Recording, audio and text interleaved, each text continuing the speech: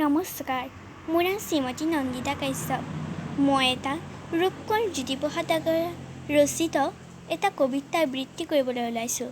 কবিতাটোৰ শিৰোনাম অকণমানি গান।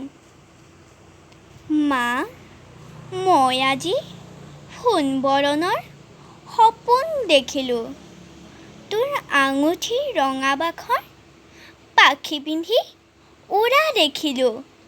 মা, অ' মা, তোৰ যে মা ৰঙা, বগা, হালধীয়া কেচবচীয়া ৰিহাখন আছিল, তাৰ নিচিনা চৰাই এটাই মোৰ কাষলৈ আহিল। মা, অ' মা, মই তোক বুলিলে সি কুটুক কুটুক কৰে আৰু ঘূৰ বুলিলে লৰ মাৰি গৈ ফুৰ ফুৰকৈ উৰে। বুজিছ মা, তাৰ চকু দুটা ঠিক তোৰ আঙুঠি বাখৰ আৰু গোটেই গাতে অঁকা বকা সোণ ৰূপৰ আখৰ। ধন্যবাদ।